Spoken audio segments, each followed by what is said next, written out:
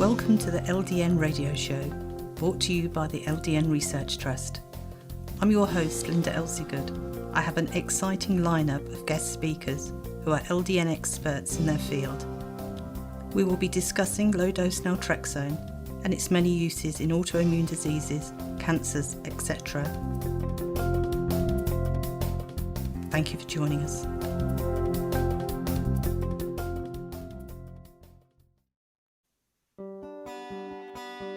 This show is sponsored by our members who made donations. We'd like to give them a very big thank you. We have to cover the monthly costs of the radio station's software, bandwidth, phone lines and phone calls to be able to continue with the radio show. And thank you for listening. Today I'd like to welcome my guest Teresa from Portugal, and she has been using LDN since 2015 for fibromyalgia. Thank you for joining us today, Teresa. Thank you. Thank you for having me. Could you tell us, what led to your diagnosis of fibromyalgia? How long ago was that?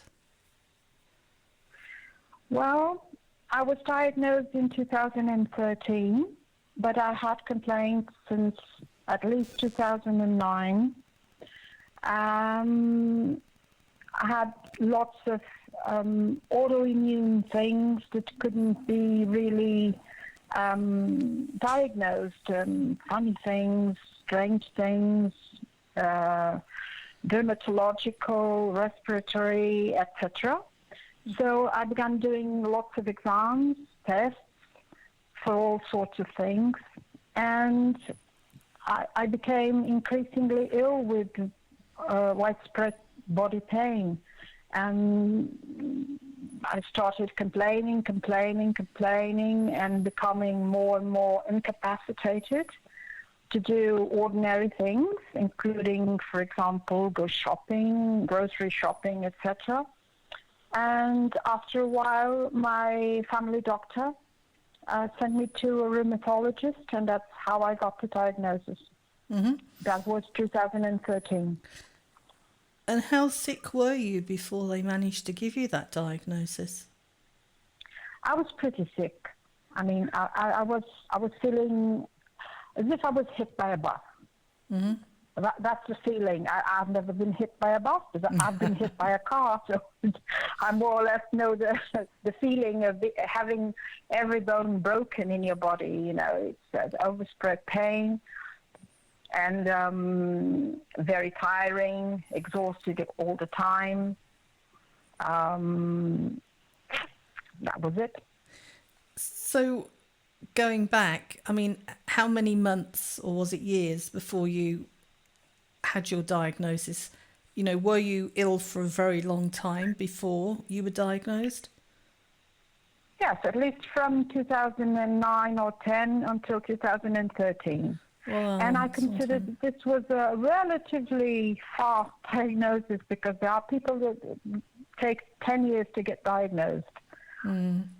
So yes. It was not too bad. Mm-hmm.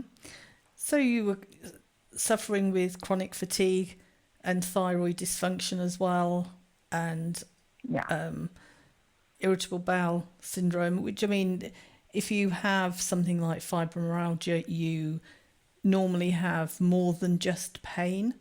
So could you describe, before you started taking LDN, what was a typical day for you like? What did you experience from when you got up till you went to bed?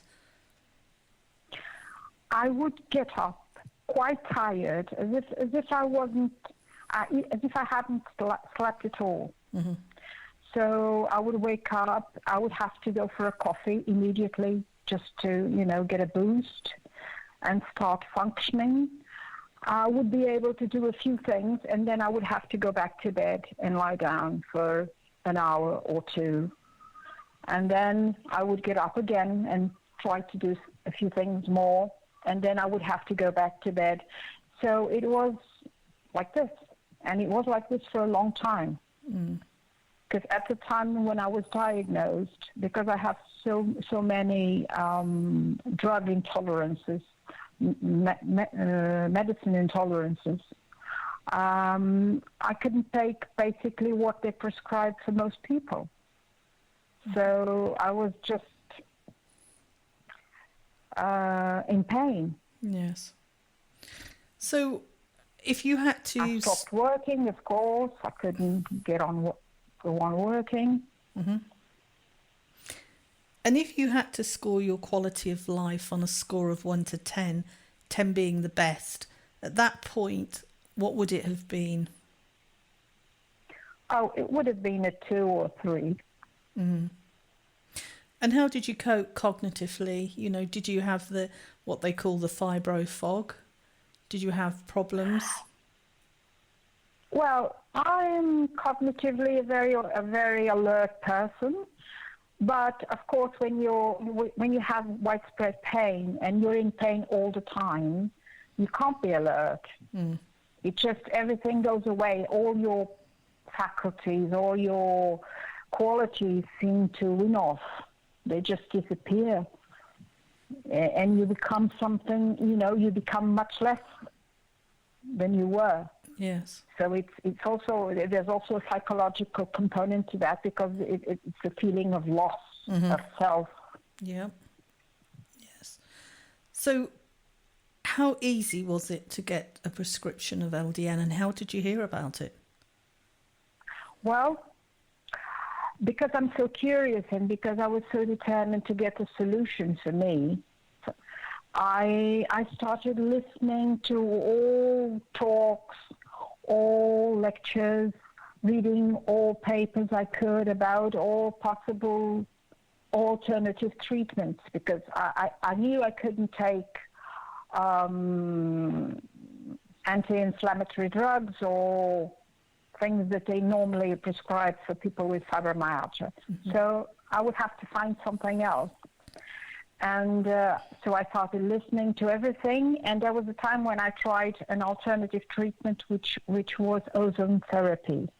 It actually worked for some time, but by then, and we're talking about 2014-15, I already heard about LDN. And I gathered a file with lots of information, and I decided to approach my family doctor, which was by then my family doctor for about 12 or 13 years, and told him about LDN. And he didn't know about it, and he said, well, I'll see. So I gave him the file, and the next time I went there, I asked him about it, and he said, I still don't know. And then some more time went on, and after, I would say about 3 or 4 months, he said, okay, let's try them. Because he didn't have any solution for me. Mm-hmm. So he was feeling as if he had to do something to help me. I said, if you'd like me to sign an authorization, a disclaimer saying that I agree in doing this treatment. He said, no, that's okay. Let's try. And he left up to me the dosage and the dosing and the progression and how would I deal with that. And I said, I'm going to be very cautious. And he said, okay, I trust you. Just let me know. How's it doing? Mm-hmm. And so I started. I started at 0.5, 0.5 milligrams, and went on from there. Every 2 weeks, I would up it 0.5 again, until 4.5, which I then started taking off to see how would I tolerate it. And then I realized that 4 milligrams would be okay for me. And that's what I take up to now. Mm-hmm. I've been taking up to now. And when you first started, did you notice any side effects? Oh, yes. For 6 months, I got much worse than I was. I started having, as if all my symptoms were exacerbated. Mm-hmm. For example, I have low blood pressure, especially when it's hot in the summer and so on. I feel very faint. And at that time, I felt much worse. There was a time when I was, I couldn't walk straight. I was, twisting my legs, and my gait was completely disorganized. And I thought, well, this must be MS, because this is so odd. But I think it was a reaction to LDN. So it took at least 6 months to adjust and feel the benefits. Mm-hmm. And what did you notice first in the way of benefits? Well, I didn't make a record, but as far as I can remember, I started feeling as if my pain was still there, my widespread pain was still there, but it wasn't as intense. So I could cope with it, whilst before I couldn't. And I began being able to do more things for more time, during more time. I could go out and stay out for a few hours and then come back and would lie down, of course, to get some rest. But it would be completely different from before. Before I would stay up for an hour and go to bed 2 hours or something like that. And then it was the opposite.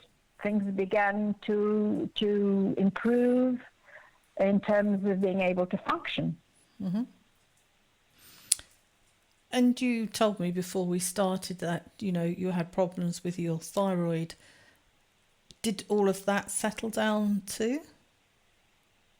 Yes. Well, at the time, it was then discovered that I had a very a huge deficiency of vitamin D. Mm-hmm. So I had to supplement it. And there were consequences of that, because I had the PTH, the parathyroid hormone, completely out of whack and in very high levels, which is not normal. So the vitamin D was very low, the parathyroid hormone was very high, and it took about 2 years to normalize. And I also chose to take one of because there are several types of vitamin D, I chose to take calcifidiol. I don't know if I'm saying this correctly in English, but it's calcifidiol, which is metabolized faster, and it really made a huge difference. I think it's the best form of vitamin D. So, but I still have thyroid nodules, and I still have some symptoms. Mm-hmm. So it's not entirely sorted out. Do you feel the quality of sleep you have is better than before? Well, I had lots of problems in adapting to LDN with sleep, because it actually made me more alert. It has properties, alertness properties. So it disrupts the sleep. But I think that after a while, a year or a year and a half, that was more or less normalized. I still feel that LDN interferes a little bit with sleep. Mm-hmm. Do you take it in the morning or at night? I take it at night. You might want to consider trying taking it in the morning. That usually, if people have sleep disturbance at the beginning, they normally take it in the morning, and a lot of people prefer to take it in the morning. They say it gives them more energy during the day than taking it at night. So you could experiment. I've tried that about, a year or a year and a half ago, for a period of time, not a long period, about 2 or 3 weeks. And I felt as if LDN was not being as effective pain-wise as before. So I reverted back to the night intakes, because I didn't know exactly if I was... Because I have no guidance, you see. Mm-hmm. I have no guidance. I'm doing this pretty much on my own. So I don't have exactly an LDN doctor who's a specialist on LDN. I'm now taking it. My family doctor left the NHS, our NHS here, and now I'm being prescribed by an internal medicine doctor, a very well-known and an excellent internal medicine doctor. But he doesn't have that many patients taking LDN, so I'm also giving feedback on how it works. Okay. So I'm also afraid of changing too many things, you see. Mm-hmm. We do have on our website LDN guides for medical professionals, patients and dosing protocols. You might like to print it out and share it with your doctor or read it yourself. You might learn one or two things from there. Yeah, you know how doctors are, right? Mm-hmm. I'm always, I tend to do that a lot, and sometimes I'm not well received. Yes. I'm not, you know how they are. Yes. Well. And, I mean, people with fibromyalgia are always the people that are very ultra sensitive to all and every drug out there. So I think you were very sensible on starting very low and increasing slowly. I mean, some people even wait a month before they increase it. They don't do it fortnightly like you did. But you obviously got it right for you. You know, you're feeling so much better. What would you say your quality of life is now on that score of 1 to 10? Well, I've got a mixed answer for you because as far as fibromyalgia is concerned, I'm better, of course. I can cope better. I have bouts because sometimes I get worse, and and sometimes I don't know why. Sometimes I know there is a correlation with, for example, allergy. So the allergy season is worse, makes me worse in general. But overall, I would say maybe my quality of life now is a 7. But I got worse with spondyloarthritis in the last few years, which was, as I was getting better from fibromyalgia, I was getting worse from spondyloarthritis. Maybe I would get worse anyway if I wasn't taking LDN. I would be much worse from spondyloarthritis. I don't know. I have no way of knowing because I've been taking LDN since last month of 2015. But the truth is, this thing came up. So my quality of life is not as good as it could be because this showed up. And what do you have to do for that? Were you offered anything? Yes, well, it is a lot of pain. It is very incapacitating. It limits a lot my life. And I ended up in being sent to a department in a public hospital that deals with immunology, so autoimmune disease. And a number of tests were performed, and the anti-nuclear antibodies were always elevated. Not elevated, positive, because it's about negative or positive. So this number of tests were performed, MRIs, etc. And they ended up thinking or diagnosing that this was probably a mild form of ankylosing spondylitis, which is spondyloarthritis. And there are no solutions for this unless you take anti-inflammatory drugs, which I can't tolerate, or do biological treatments, which is it runs down the immune system. So they only prescribe that as a last resort for people that really can't function at all with the inflammation. What I ended up trying was with a prescription was etoricoxib, which is arcoxia. And although it has consequences in my digestive system, I can cope with taking 11 days at a time, the lower dose, which is, I think, 30 milligrams. And if I have, if I'm worse, I can get better after taking 11 days of 30 milligrams of toricoxib. Mm-hmm. Wow. The first time I took it, I've weaned off LDN just to check if I could feel the results of this new medication. And what I felt was that as I wean off LDN, my fibromyalgia gets much worse. So, So you know it's working for you? Oh yeah, I do know it's working. Well, we've run out of time now, but it's been amazing speaking to you, Teresa, and thank you very much for sharing your experience with us. Well, thank you. Thank you for having me. This show is sponsored by our members who made donations. We'd like to give them a very big thank you. We have to cover the monthly costs of the radio station's software, bandwidth, phone lines and phone calls to be able to continue with the radio show. And thank you for listening.